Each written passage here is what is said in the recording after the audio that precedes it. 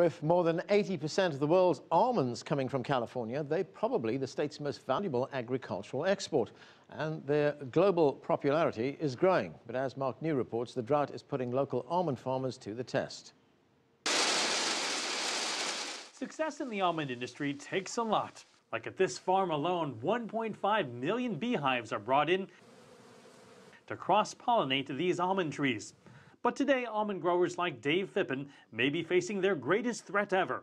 Almonds are a thirsty crop, on average needing about 4 feet of water per year, while in some places of California, the predictions are for just 6 inches. It appears that this is unprecedented, so we haven't been through a drought like this before. We've been practicing for this event for quite some time. The state's almond growers are getting regular visits by University of California scientists. If we have serious curtailments or serious reductions in water applied, we will see the crop drop. It really does come down to when to turn it on, how long you run the system, and is that the best time to apply the water. Nearly 80% of California's almond growers are using micro-irrigation technology that lets them not only know exactly how many drops of water to add, but also precisely where to add the water.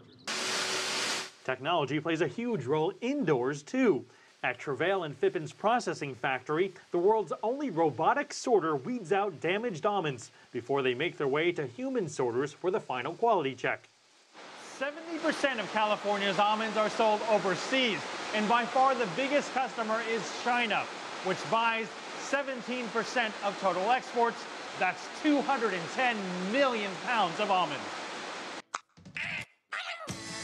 The California Almond Board invested $8.6 million on promotions in China last year, and over the past 5 years, started advertising directly to Chinese consumers.